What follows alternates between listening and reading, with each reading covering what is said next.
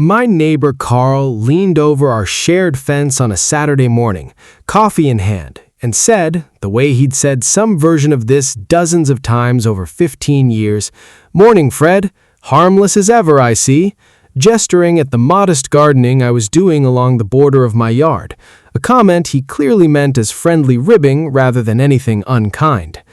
My name is Fred Callahan, and I was 71 years old that Saturday morning, having lived beside Carl for 15 years as, by his own repeated description, Harmless Old Fred, a nickname I'd never once corrected, because correcting it would have meant explaining considerably more than either of us had ever seemed to want at a fence line on a Saturday morning. I need to explain how a man ends up being defined by his own neighbor as harmless for a decade and a half, because it wasn't an accident so much as a choice I made deliberately a long time ago about how I wanted to live the second half of my life. I served 2 tours overseas in my mid-20s, part of a small reconnaissance unit whose specific operations I still, decades later, discuss with almost nobody outside a shrinking circle of surviving unit members. I lost close friends during those 2 tours, men whose names I still remember clearly, whose faces occasionally surface in dreams even now, 50 years removed from the actual events. I came home changed in ways that took years to even begin processing, and somewhere in that long, slow process, I made a quiet, deliberate decision that my civilian life afterward would be built around ordinariness, deliberately unremarkable, deliberately quiet, a stark contrast to everything those 2 tours had actually involved. I remember the specific moment that decision crystallized. Sitting in a diner a few months after coming home for good, watching an older man across the room laugh easily with friends about nothing in particular, and feeling a sharp, unexpected longing for exactly that kind of unremarkable, ordinary life, one built around small talk and small concerns, rather than the enormous, difficult weight I was still carrying. I decided, somewhere in that diner booth, that I wanted to become that man eventually, whatever it took, however long it required. I built a modest career as an accountant, married my wife, Ruth, and raised 2 children in the same house I still live in now, the house next to Carl's. I never joined veterans organizations, I never marched in parades. I let my neighbors, over the decades, form whatever casual impression of me they naturally would, and that impression, consistently, landed somewhere around quiet, harmless, unremarkable Fred, an assessment I never once felt the need to correct. Carl moved in next door 15 years ago, and our relationship settled quickly into comfortable, easy neighborliness, the kind built on borrowed tools and casual fence-line conversations rather than any deep personal disclosure. Carl knew, in the vague way neighbors sometimes know things about each other, that I'd been in the military a long time ago, a fact roughly as significant to him, in his daily understanding of me, as knowing I preferred my coffee black. His "harmless old Fred" comment became something of a running joke between us over the years, referenced during minor situations, my hesitance to use his newer, more complicated lawn equipment, my careful, methodical approach to even simple household repairs. Moments where Carl's easy, affectionate teasing painted me as a mild, unthreatening presence, an impression I did nothing to complicate. I want to be honest that I found something genuinely peaceful in being seen that way. There's a particular kind of rest that comes from being simply harmless old Fred, rather than a man whose actual history, if fully known, would likely change how people approached casual conversations with him entirely.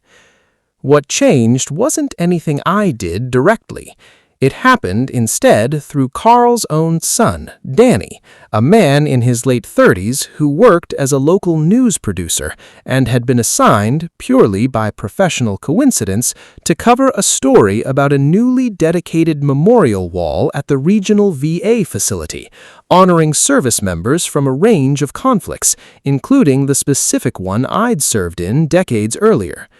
Danny, doing his due diligence for the story, spent an afternoon photographing the wall itself, hundreds of names etched into polished stone, and mentioned to his father that evening, almost as an aside, that the wall included veterans from a wide range of eras and units, a detail that meant nothing specific to Carl until Danny, scrolling through his own photographs later, happened to mention a specific unit designation connected to a particularly significant historical account he'd researched for the story's broader context.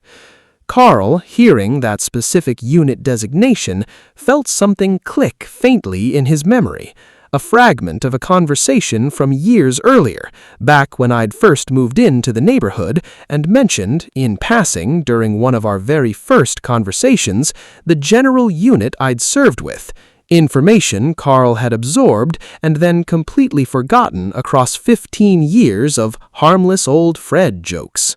Carl called Danny back that same evening, asking him to check the wall specifically for my name, a request Danny found slightly odd but agreed to regardless. Danny found it within minutes, confirmed through public records that the timeline and unit designation matched exactly, and called his father back with a level of certainty that left Carl sitting quietly in his own living room for a long while, turning over 15 years of fence line jokes in an entirely new light.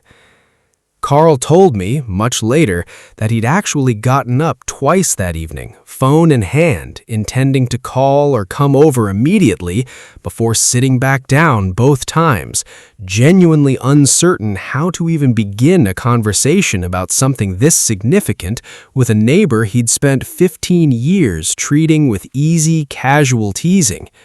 He said the strangest part wasn't the discovery itself, but the specific, uncomfortable realization that he'd apparently been handed this information once before, years earlier, and simply hadn't held on to it, too caught up in the ordinary business of new neighbor small talk to register its actual weight. Carl came over the following morning, not with his usual easy, joking demeanor, but with something more careful and hesitant, holding a printed photograph Danny had sent him of the memorial wall, my name clearly visible among hundreds of others. I want to describe what that moment felt like, opening my front door to find my neighbor of 15 years standing there with unmistakable evidence of exactly the history I'd spent decades deliberately keeping quiet, evidence he hadn't gone looking for, that had simply found its way to him through his own son's unrelated professional assignment. Carl asked me, quietly, whether the name on that wall was actually me, and I told him, after a long moment of genuine consideration, that yes, it was. I want to be honest that I didn't immediately launch into a full explanation. 15 years of careful, deliberate ordinariness doesn't simply dissolve in a single doorway conversation. Carl didn't push for details that first morning, sensing, I think, that whatever this represented required more care than a driveway conversation could hold. He simply said, quietly, that he'd had no idea, that 15 years of harmless old Fred jokes suddenly felt considerably more complicated in his own mind, and asked, carefully, whether I'd be willing to talk about it sometime, whenever I felt ready. It took me nearly 2 weeks before I actually took him up on that offer. I invited Carl over one evening, and we sat on my back porch for several hours, me sharing considerably more than I'd shared with anyone outside my immediate family in decades. Not everything, some details I still keep entirely to myself, likely permanently, but enough that Carl left that evening with a genuinely different understanding of the man he'd been calling harmless for a decade and a half. Ruth joined us partway through that evening, bringing out coffee, and I watched her listen to parts of the conversation with an expression I recognized, a kind of quiet, patient support she'd offered me many times over the decades whenever this particular subject surfaced, however rarely that actually happened.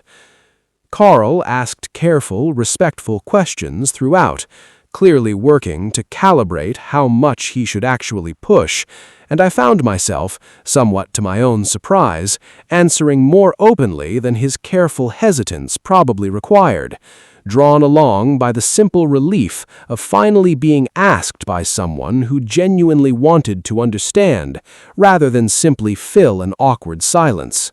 I want to be fair to Carl throughout this. His original nickname had never come from any real dismissiveness, just genuine unfamiliarity with a context he'd never had reason to ask about. He apologized, sincerely, once he understood, telling me he felt strange about 15 years of casual jokes now that he knew what they'd actually been layered over. I told him honestly there was nothing to apologize for. I'd built that impression deliberately, and Carl had simply responded to the version of me I'd chosen to present.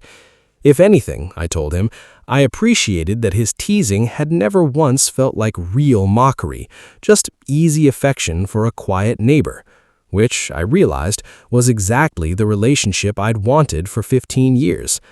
Our friendship has shifted since then, not dramatically, but genuinely. Carl still occasionally calls me Harmless Old Fred, but the tone carries something different now, less a simple label and more a private joke between two men who both understand there's considerably more beneath it. He asked a few months ago if I'd be willing to accompany him to the memorial dedication ceremony properly, an invitation I accepted, standing beside my neighbor of 15 years in front of a wall bearing my own name, feeling, for the first time in decades, genuinely, quietly seen.